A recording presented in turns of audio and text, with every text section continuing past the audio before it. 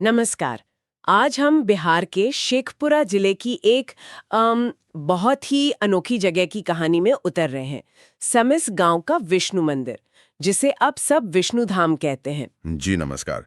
और ये जगह वाकई आस्था, इतिहास और जो आज का विकास है उसका एक गजब का संगम है। हाँ, हमारे पास कुछ दस्तावेज भी हैं जो बताते हैं कि कैसे ये मंदिर मिला, क्या है इसकी खासियत और अब इसको लेकर क्या कुछ चल रहा है।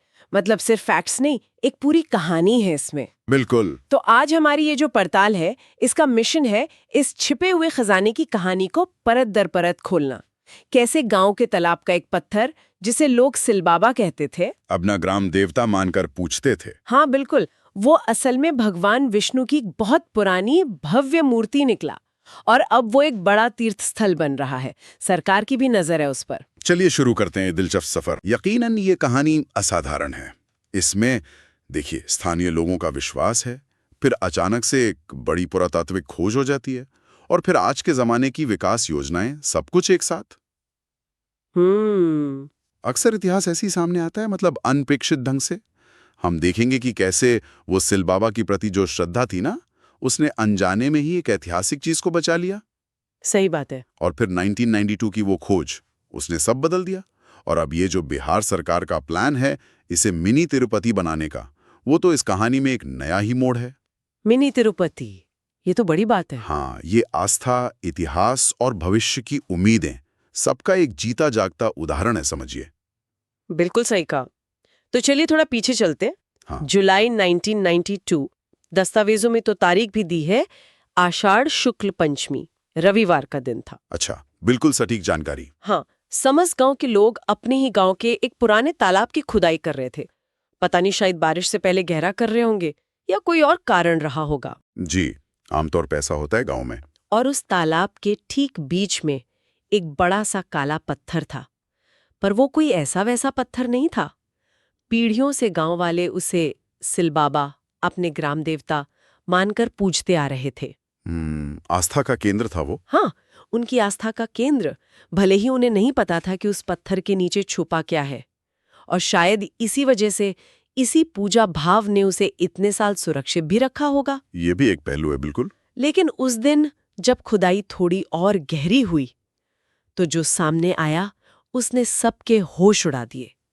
वो जिसे बस एक पवित्र पत्थर समझ रहे थे, वो असल में भगवान विष्णु की एक पूरी विशाल मूर्ति थी। गजब। न जाने कितनी सदियों से तालाब की मिट्टी में, पानी के नीचे दबी हुई थी। सोचकर ही लगता है कि उस पल गांव वालों ने कैसा महसूस किया होगा। कितना आश्चर्य, कितना रोमांच। कल्पना करना भी मुश्किल है, एकदम से। जाहिर है ये खबर तो आग की तरह फैली होगी। सिर्फ समस गांव में नहीं, आसपास के सब इलाकों से लोग दौड़े चले आए होंगे उसे देखने। हाँ, दस्तावेज भी यही बताते हैं कि भक्तों की इतनी भीड़ उमड़ पड़ी कि जगह ही कम पड़ गई।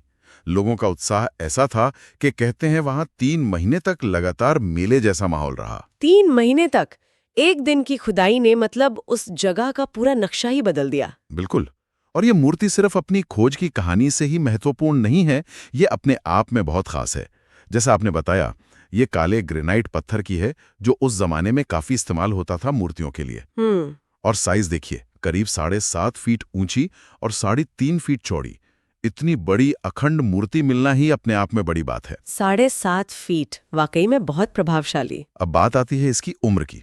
इसको लेकर विशेषज्ञों में थोड़ी अलग राय है, जो अक्सर होता है ऐसी पुरानी चीजों के साथ। कुछ कहते हैं ये गुप्त काल की है, यानी लगभग 4वीं से 6वीं शताब्दी। गुप्त काल यानी भारतीय कला का स्वर्ण युग। जी हाँ, उस समय की कला अपनी सुंदरता, अपनी परिपक्वता के लिए जानी जाती है।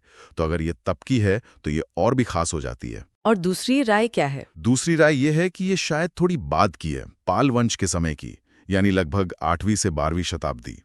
पाल राजाओं के समय में भी, खासकर पूर्वी भारत में, मूर्तिकला का बहुत विकास हुआ।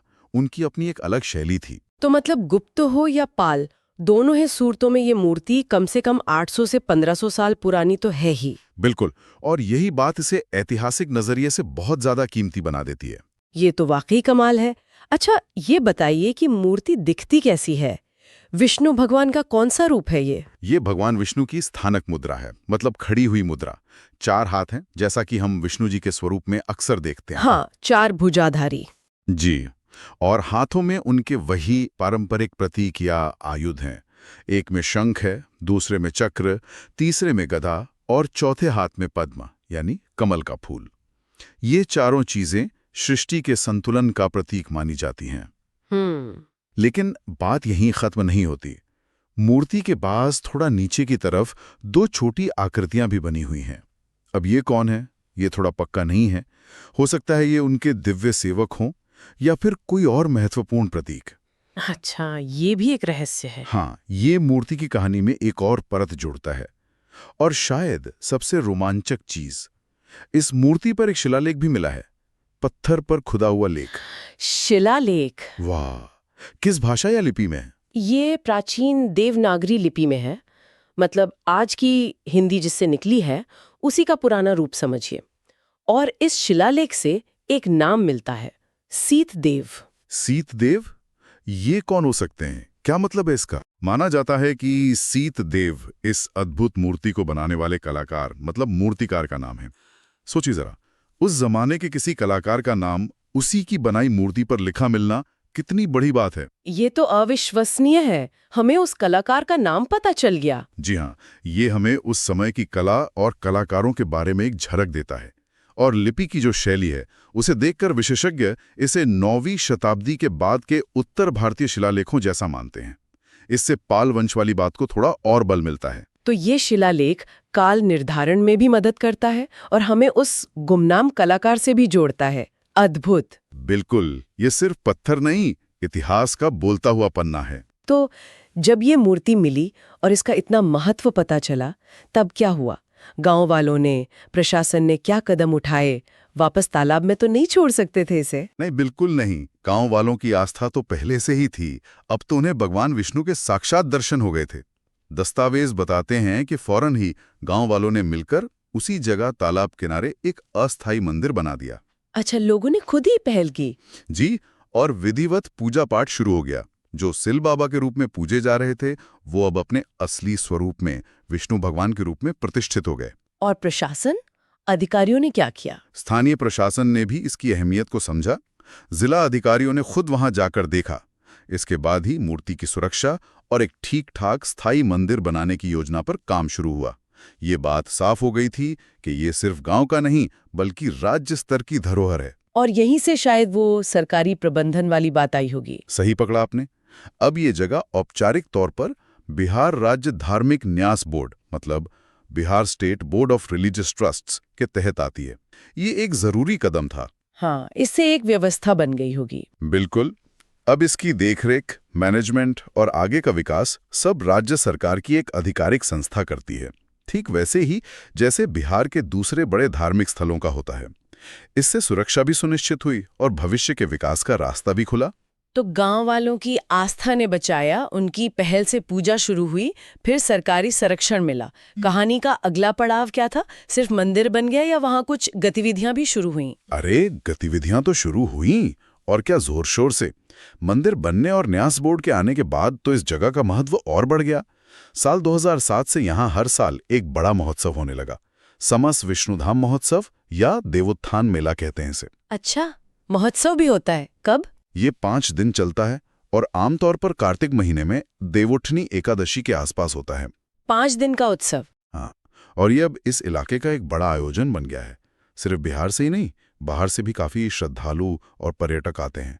इसके उद्घाटन में जिला मजिस्ट्रेट, राज्य सरकार के मंत्री वगैरह भी शामिल होते हैं। ये दिखाता है कि इसे कितना महत्व मिल रहा है। तो इसमें होता क्या क्या है इन 5 दिनों में, पूजा पाठ के अलावा? धार्मिक कार्यक्रम तो होते ही हैं, साथ में बहुत से सांस्कृतिक कार्यक्रम भी होते हैं। भजन कीर्तन, प्रवचन, स्थानीय कलाओं का प्रदर्शन, सब कुछ। और समापन होता है कार्तिक पूर्णिमा को। पूरे 5 दिन एकदम मेले जैसा माहौल रहता है। दुकानें, झूले। यानी आस्था के साथ साथ मनोरंजन और स्थानीय अर्थव्यवस्था को भी बढ़ावा मिलता होगा। बिल्कुल, ये स्थानीय लोगों के लिए एक अहम मौका बन गया है। ये तो बहुत अच्छी बात है कि वो जगह इतनी जीवंत हो गई। अब आते हैं उस मिनी तिरुपति वाली बात पर। ये क्या है? ये कोई नई योजना है? हाँ, ये इस कहानी का सबसे ताज़ा और शायद सबसे बड़ा पहलू है।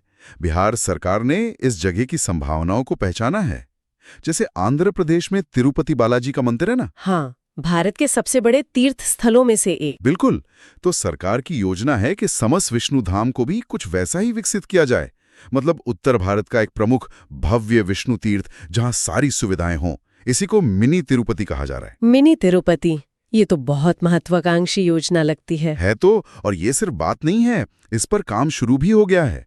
इसी साल फरवरी 2025 में राज्य सरकार ने इस प्रोजेक्ट के लिए करीब 14.99 करोड़ रुपए, मतलब लगभग 15 करोड़ रुपए मंजूर किए हैं। 15 करोड़ रुपए, ये तो काफी बड़ी रकम है।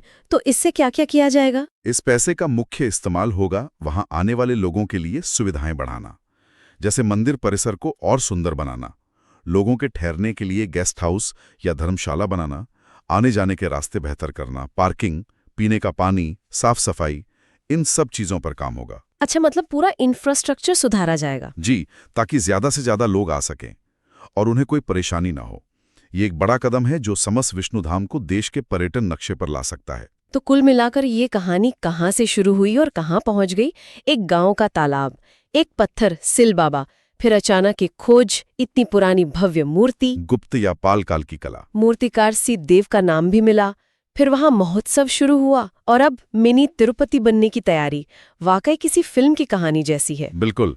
और अगर ऐसे थोड़ा और सोचें तो इसमें कई गहरी बातें हैं। पहली तो ये कि कैसे स्थानीय लोगों की आस्था, उनकी परंपराएं अनजाने में ही हमारी ऐतिहासिक चीजों को बचा लेती हैं। हाँ, अगर वो उसे पूछते नहीं तो शायद पता भी नहीं चलता कभी। सही बात है। और दूसरी बात, वो खोज का तरीका। कोई प्लान करके खुदाई नहीं हुई, बस रोजमर्रा का काम करते हुए इतनी बड़ी चीज मिल गई। हाँ, वो आकस्मिक खोज वाली बात। बिल्कुल। फिर मूर्ति की अपनी कलात्मक और ऐतिहासिक अहमियत, उसका आकार, शैली और वो शिलालेख, सीत देव का नाम, ये सब हमें उस जमाने के बारे में कितना कुछ बताता है। फिर आता है गांव वालों का योगदान। उन्होंने तुरंत उसे अपनाया, पूजा शुरू की, अस्थायी मंदिर बनाया।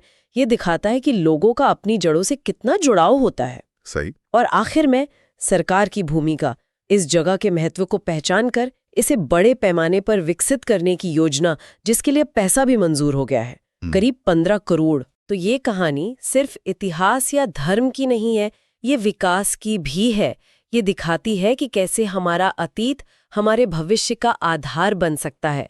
ये मिनी तिरुपति वाला प्रोजेक्ट अगर कामयाब होता है तो न सिर्फ एक नया तीर्थ बनेगा, बल्कि उस पूरे इलाके का सामाजिक आर्थिक विकास भी होगा। निश्चित रूप से ये आस्था, इतिहास और आधुनिक विकास तीनों को एक साथ लाने का एक बेहतरीन मॉडल बन सकता है।